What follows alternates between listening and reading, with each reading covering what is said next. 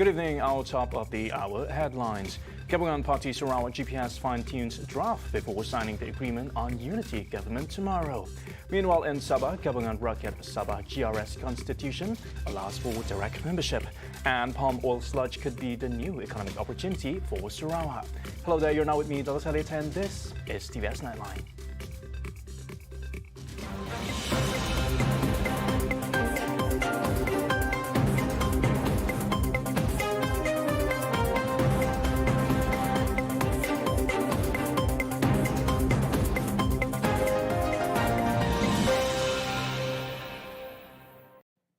We begin with a top story.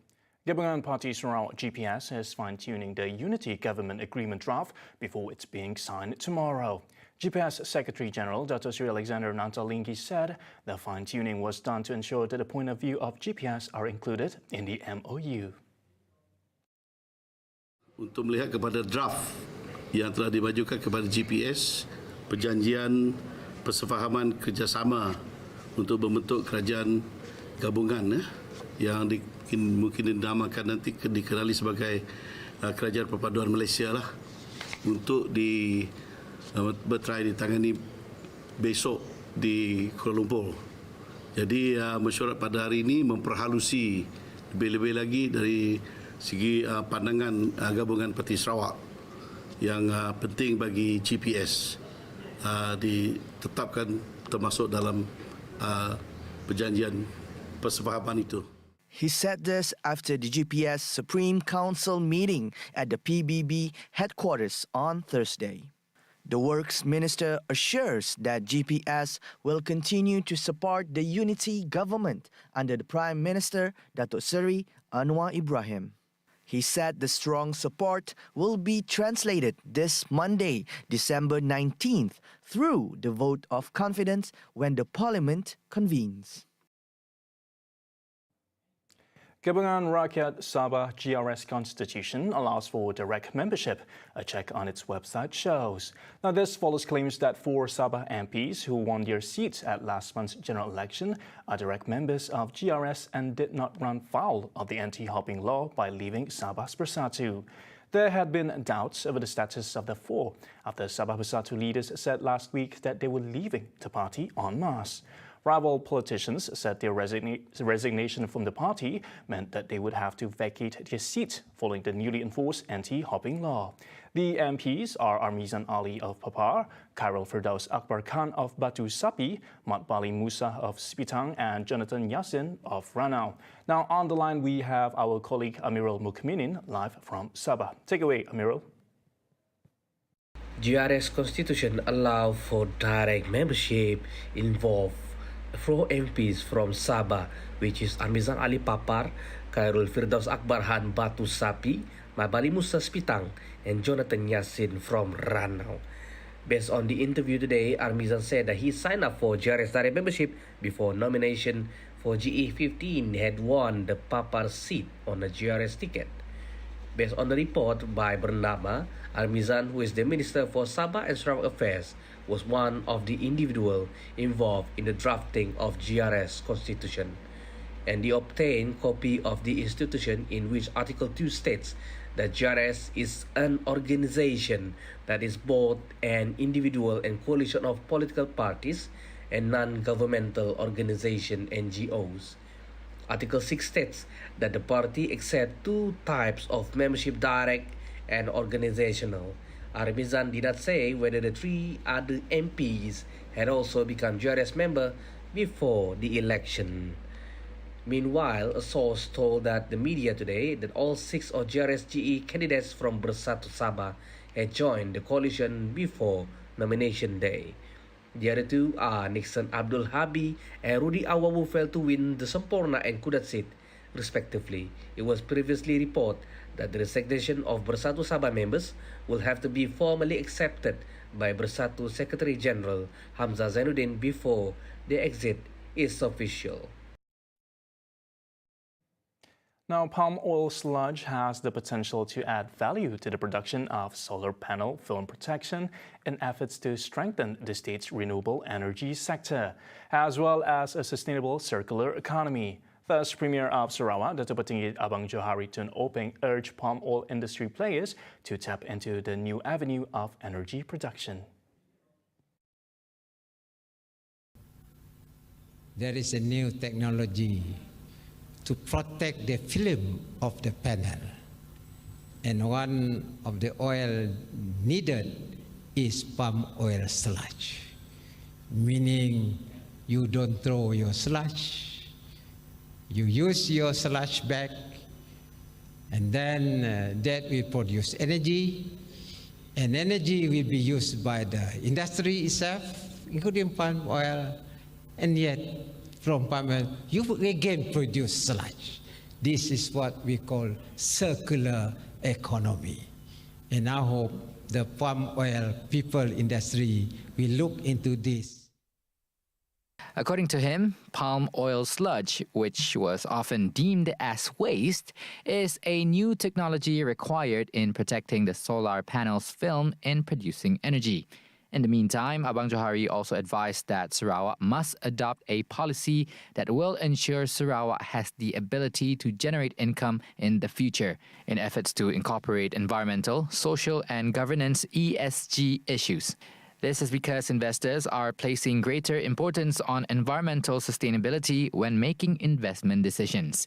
Meanwhile, Abang Johari pointed out this is a new requirement of financial institutions worldwide, including in Malaysia. The agri-commodity sector has contributed 61.3 billion ringgit to the country's GDP up until the third quarter of the year. Deputy Prime Minister Dato' Sri Fadillah Yusof said that the sector also recorded a total export of 160.6 billion ringgit, in addition to providing almost 1 million job opportunities for Malaysians.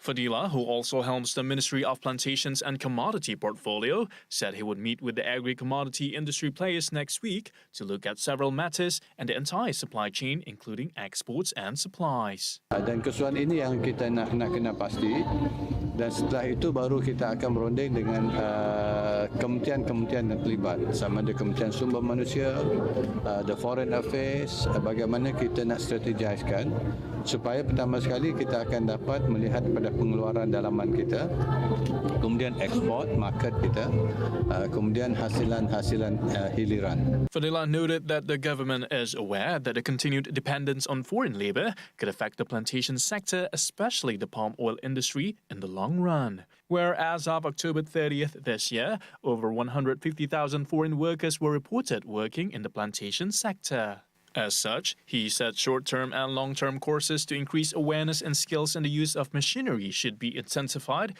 to ensure its use reaches an optimum level, as well as to improve productivity and reduce dependency on foreign labor. He said that mastering technologies based on the fourth industrial revolution will also ensure the younger generation involved in the industry has the necessary skills to keep up with the current technological developments. Now, in regards to the monthly salary cut for cabinet ministers, Dato' Sri Fadillah Yusof said the cut would only involve full ministers. And up to date, the salary cuts do not involve deputy ministers. Setakat ini diputuskan menteri. Tak pasti sama ada akan merangkumi timbalan menteri. He said this when officiating the convocation ceremony of the Institute of Malaysian Plantation and Commodities Impact in Putrajaya on Thursday. During the first cabinet meeting held on December 5th, all ministers had unanimously agreed to a 20% pay cut. The matter was confirmed by Prime Minister Dato' Seri Anwar Ibrahim. Women play an important role in the economic growth nationwide, said a Deputy Minister in the Premier's Department, Dato' Sharifah Hasidah Said Aman Ghazali. Based on the latest data in the Malaysia Statistical Business Register, there are altogether over 1.3 million micro, small enterprises in 2021, which accounts for 97.4% of overall establishments. Thereby, attention is now shifting to small businesses as ways of boosting local economic growth with the global economic uncertainty reeling from the effects of the COVID-19 pandemic. Many countries are entering difficult periods of recession. Hasidah also noted that Sarawak has outlined a clear direction for the state to further prepare women with emphasis on talent development through its post-COVID-19 development strategy PCDS 2030. If you have read, the government produced post-COVID strategy 2030 just to create and to unlock opportunities for Sarawakian to move forward after COVID-19, so that we can have a brighter future, so that our rakyat can participate. And I hope entrepreneurs too and women entrepreneurs to participate in the development of the state after COVID-19. She said this when officiating the Wanita DUBS Women Entrepreneurship Conference 2022 at a renowned hotel on Thursday. Meanwhile, Hasidah said the Sarawak government has achieved significantly in raising women's economic empowerment, political participation, leadership and decision-making powers. Kita lihat saja dalam kabinet terbaru tu, Datuk Seri Nancy kita dilantik Menteri Penuh Wanita. YB Datuk Rubiah, isn't it? Dilantik sebagai Kepala Menteri Datuk Hanifah. Di peringkat negeri pun ada Datuk Seri Fatimah kita, YB Datuk Rozi, saya sendiri. So banyak wanita telah berjaya kita angkat, dan dari sudut perniagaan pun ramai yang berjaya. Kita orang semua dalam DUBS tu berjaya juga. Jadi tahniah saya ucapkan. As such, she welcomes women to participate in achieving PCDS 2030 as she is confident that the state government has drawn up a comprehensive implementation plan and ensured that all development projects can be implemented effectively in order to benefit the people. Now, similarly, Shell Malaysia has appointed Sarawakian Siti Hurairah Sulaiman as its new country chair effective January 1st, 2023. Now, the appointment also marks a milestone as she will be the first female country chair to helm the post. She will oversee all Shell Malaysia businesses in addition to her role as Senior Vice President for the upstream business in Malaysia. Hails from Kuching, Siti Hurairah started her career journey with Shell as a Shell scholar and graduated from Imperial College in London with a first-class degree in mechanical engineering. She started her career in the company as an operation engineer in the Malaysia Upstream Division. In the early days of her career, she took on roles in development, planning, commercial and strategy in the United Kingdom and Malaysia. In 2011, she was appointed as the first female Malaysian asset manager and director of Sabah Shell Petroleum Company Limited. She later moved to London in 2015 as general manager of commercial operations in Shell's trading and supply business, where she was responsible for global commercial services for the Shell Group. Siti Hurairah will succeed Dato' Ivan Tan, who will be taking on the role of Executive Vice President Wells for Shell Group based in The Hague, Netherlands. More to come, maintenance of public facilities to be a culture. And despite the easing of restrictions, China's health facilities become the center of attention. We'll be back.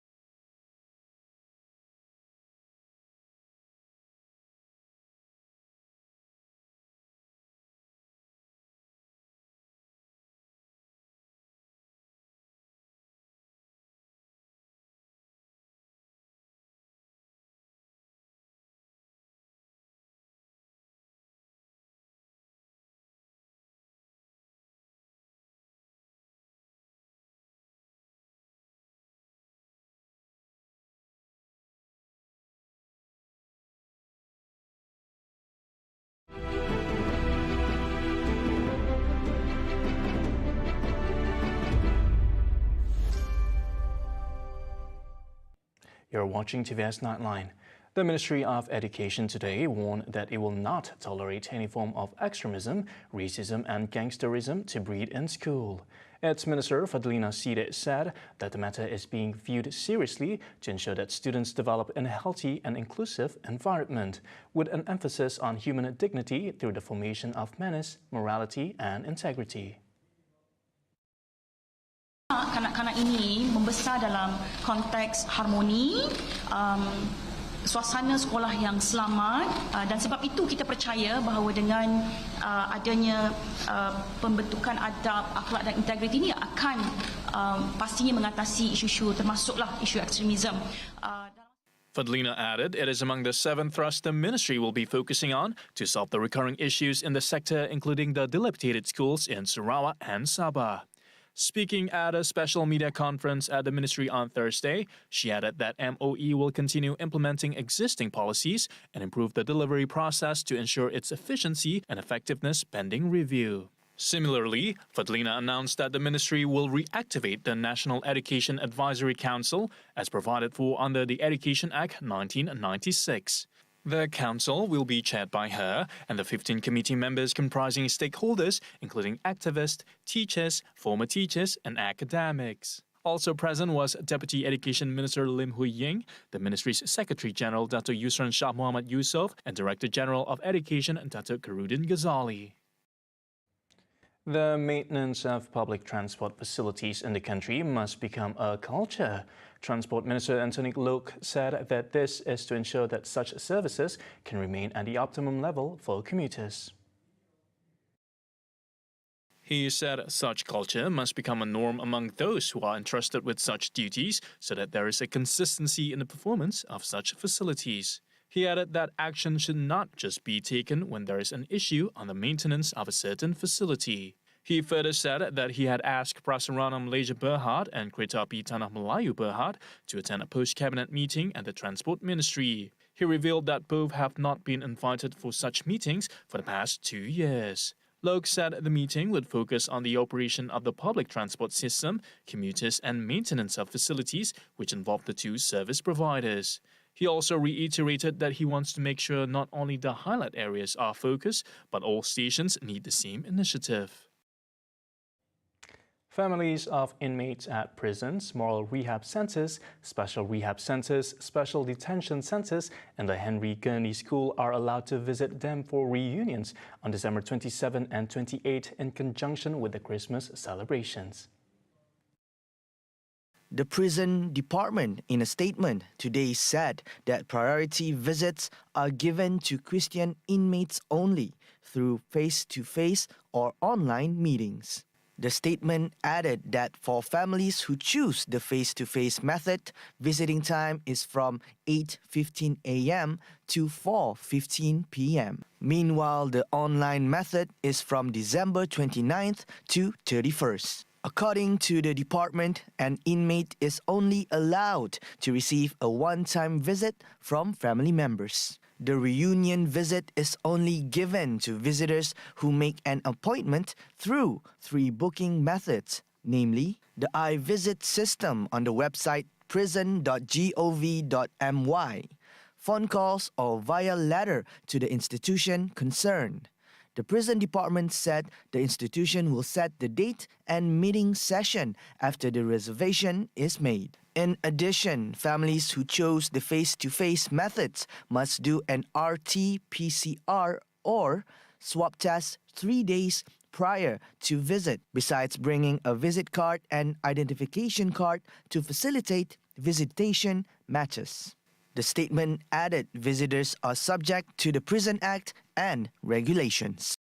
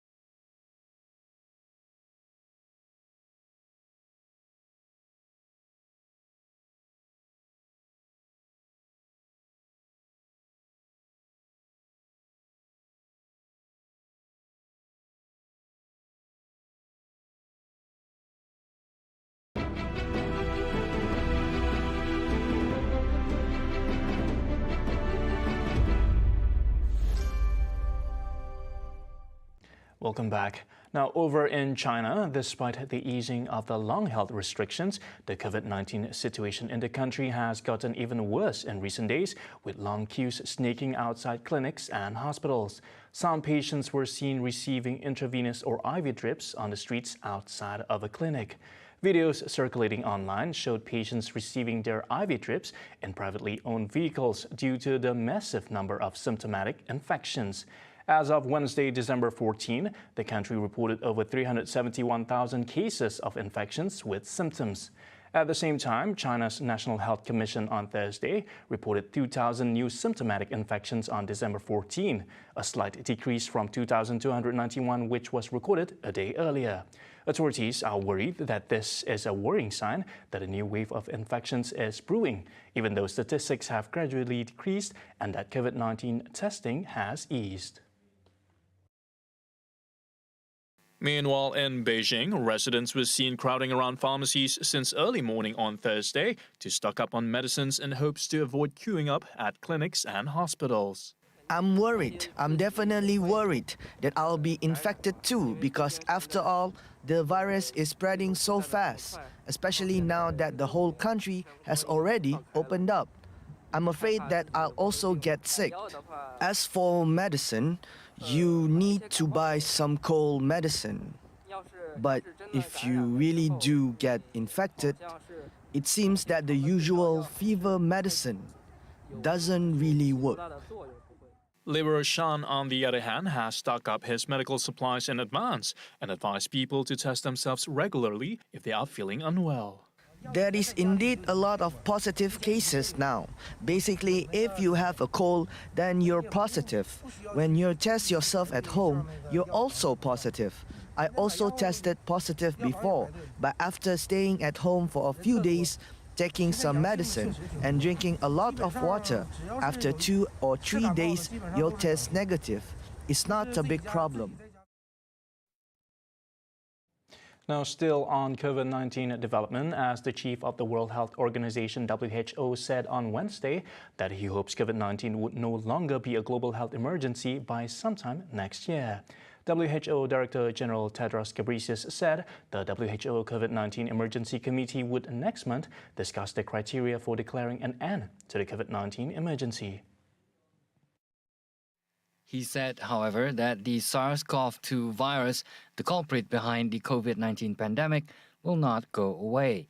He added that the virus is here to stay, and all countries will need to learn to manage it alongside other respiratory diseases. The WHO chief said one of the most important lessons from the pandemic was that all countries needed to strengthen their public health systems to prepare for, prevent, detect, and respond rapidly to outbreaks, epidemics, and pandemics.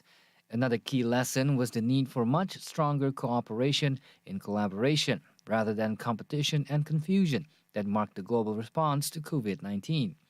Meanwhile, Maria Van Kerkhove, technical lead of the WHO's Health Emergencies Program, warned waves of infection and reinfection would continue around the world.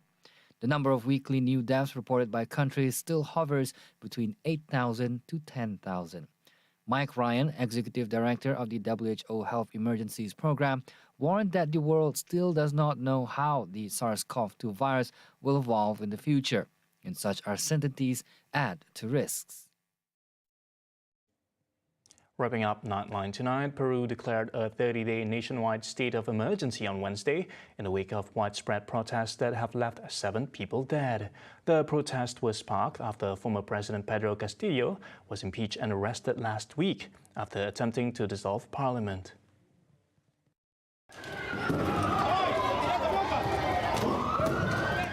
Defense Minister Alberto Otarola was quoted as saying a state of emergency has been declared due to the acts of vandalism and violence, the seizure of highways and roads. The state of emergency entails the suspension of the right to assemble and freedom of transit, among others. The government is evaluating the possibility of declaring a curfew. According to the Health Ministry, at least 47 people have been hospitalized as a result of protests in Lima, Apurimac, Huancavelica, and Arequipa.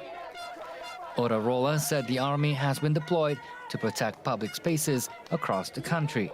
Supporters of Castillo are demanding his release and new elections. Last week, a judge ordered Castillo held for 7 days. The prosecutors filed a request Tuesday to hold him in detention for 18 months on charges of rebellion and conspiracy. In a letter posted on Twitter, Castillo called for supporters to gather at the detention center in Lima, where he is being held. He accused Attorney General Patricia Benavides of orchestrating what he called a coup d'etat against him.